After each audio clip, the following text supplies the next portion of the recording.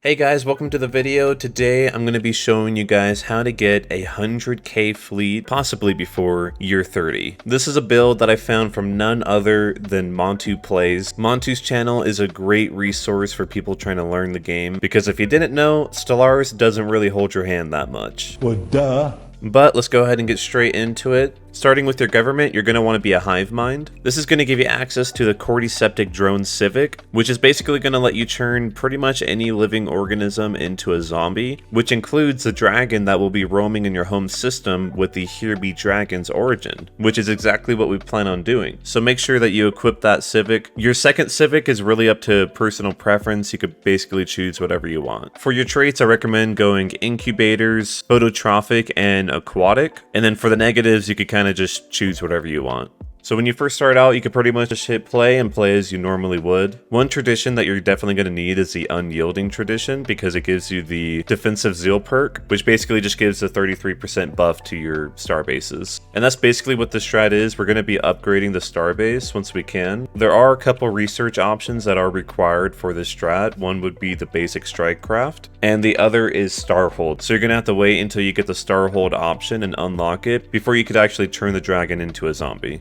You are going to need some alloys, so I do recommend doing an alloy foundry, but you don't really have to go heavily into it. Somewhere between year 10 and year 12, you're going to get this event right here called a Hungry Dragon. Basically, the dragon gets hungry, and you can either fire a warding shot at it, you could clear space for it to land, or you could just continue to observe it. I always choose to make some space for it to land. This is going to give you some research bonuses, which, you know, might as well. And at this point, nothing else really happens until you get the star hold upgrade, so again, just keep playing like normal. When it gets to around year 20, I recommend that you stop researching in society so that you could save up some society points, because we're going to have to research the dragon after we kill it. And if we save up points, then it'll allow us to research it a lot faster. Also, around year maybe 25, I recommend that you stop expanding and start saving up your influence. That's because once we start actually finding people, we're pretty much going to be able to subjugate any empire in the galaxy, since we're going to have a 100k fleet right off the bat, as long as they have neutral or positive relations with you. And of course, it's going to cost you a lot of influence, so you want to save up as much as possible. Alright, so we're 25 years in. At this point, the dragon has finally left the planet, and it gives you the option to either study the remains that were there or to just leave it. You could just choose to study the remains. And there'll also be an event to go ahead and study the dragon from like up close while it's flying around. You could try it if you want. I had it succeed one time, but typically it's just going to swat away your scientist ship, so there's really no point in trying to do it, but you can if you want. Alright, so now we have finally gotten the stronghold research, which means we could go ahead and upgrade this to stronghold. Not going to do it just yet, because first I want to go into the ship designer, and we're going to make a new defense platform. This is like super easy to do. If you've never used this page before, this isn't going to be super difficult. We're going to come up here where it says medium station section and scroll down and add a hangar station section instead. And we're going to do that for both of them.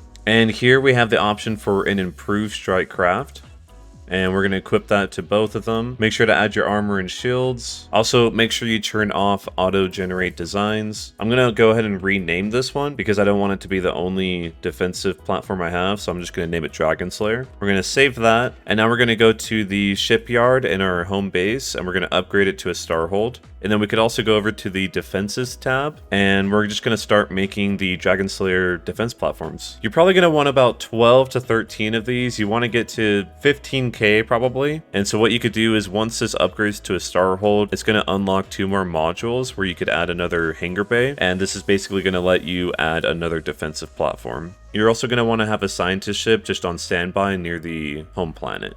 Also, while you're waiting for the defense platforms to be made, make sure you're saving up on alloys, because while you're going to be fighting the dragon, you're going to have to replace some of the defensive platforms. Alright, so we're at year 30, and our shipyard is sitting at 17.5k fleet power. We could pretty much just start from here. So what you want to do is you want to wait for the dragon to kind of be roaming on the outside, and then you'll just take your starting military fleet and you're going to attack it. And basically how this mechanic works is that the dragon, while it is like 100k fleet power as is, right? And you would think that it should technically be able to be a 17k starbase. And while it can, we're doing some finessing in order to manipulate the mechanic kind of. And so how it works is that the dragon can only attack one defensive platform at a time. And so because of that, we're pretty much just able to shred him. So again, wait until he's around the outskirts of the system, and then you're just going to take your military fleet, right click on him, attack target, hit yes,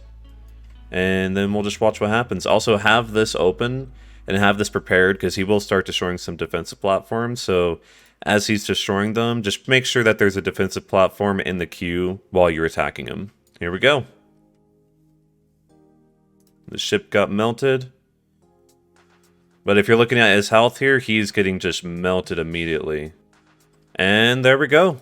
That's it. Now what you're going to want to do is you're going to want to click on the event that's going to pop up, and it's going to have two options. You don't want to choose the first one. This is let's see what secrets remain. The second option is send in the necro drones. That is the one that you're going to want to choose. That's going to give you a timed research in your situation log, and it's going to cost 10,000 society points. This is why we've been saving them up and not researching anything. So just take your scientist ship and have it go and research that project. So here I've got it at 163 months. I've had it get to 50 months. I'm not sure what happened there, but just know like you could get this faster, but I don't know what happened. I might have did something wrong.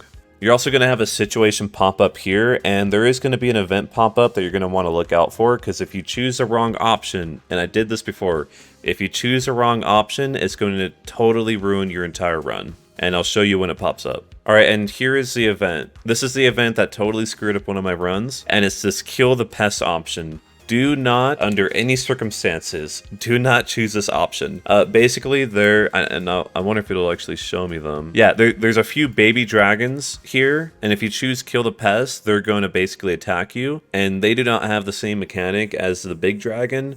They will just destroy your star system, and then you're going to be stuck, and you're going to have to build up a fleet to be able to beat them, and you won't get the zombie dragons, so don't choose that one. The one you could safely go with is the imagine having life subjects for the study. If you choose to set up a sanctuary for them, it's going to stop the study. It won't stop the resurrecting study. It's just going to stop this situation up here, and it's going to end that. Pretty sure we just get some research at the end of it. I've never chose the firing some warning shot, so I don't know what that does. So I'm just going to choose the imagine having live subjects, because that's the safest option. And there you go. They just disappear, and you don't even have to worry about them. All right, and there we go. It has finished researching, and now we have this 97k dragon as our fleet. You're going to want to make sure that you get the naval capacity. Usually I do, but I just forgot to do that. And because it is a dragon, it's like a living organism, it is going to take some food production, so you're going to want to fix that up. And that goes for any other dragon or any space well that you end up adding to your fleet. Same thing goes for if you find a Leviathan or any other like Drake or any other dragon in the galaxy. You could kill it and do the same research and add it to your fleet as well. Also, if you want to increase the damage for the dragon, there is a focusing crystals edict. Go ahead and hit that on, and that's going to give you a plus 25 to energy damage. Go ahead and play it, and that bumps it up to 107k. But here's where things get really insane. When you go over to your contacts, everyone's going to be pathetic to you. Literally everyone that has good relations with you, you're going to be able to go in and make them your subject. As long as they're not already the overlord or already the subject of someone else, you should be able to do it. And this is kind of where the timing comes in. I got the dragon a little bit slower because the research took longer, and I'm not really sure why. But if I go to these guys and go to propose subjugation, they're not going to accept it because they're already an overlord for someone else. But if I improve the relations with these guys, I might be able to eventually. So let's say I go to an empire that isn't subjugated, and I don't even have to have amazing relations with these guys, right? I have neutral relations with them right now, but if I go to propose subjugation, they're going to accept it. And of course the goal is to eventually integrate them, but if they won't accept that now, of course you could just renegotiate the agreement later to where you can integrate them. And like I said, this costs a ton of influence, which is why you wanted to save up as much as you could, just so that you could get as many subjects as you possibly can. And then here's another empire. They're already ready to accept it, and they've now accepted it as well. So I think you can kind of see how busted this is going to get. And obviously, if you keep playing, you're going to get more influence. You're going to be able to make more people your subjects. It takes a long time for the AI to get to 100k fleet, so you should be good for a while. And of course, this is a huge boost to your own fleet. So this build is pretty much giving you a guarantee to be at the top at the beginning of the game and staying at the top for the rest of the game. It's pretty hard for any of the empires to get ahead of you. So this is great for someone who might not be the best at the game, and you're not just going to get totally rolled by the first 100 years. And there we go, we have 4 vassals by year 41. As far as the galactic community goes, we started at the very bottom and now we're at the top. I actually used this build when I wanted to do the crisis for the first time, and it worked pretty flawlessly. So guys, go ahead and give this a try. Let me know what you think in the comments down below, and I hope that this helped you out. Peace!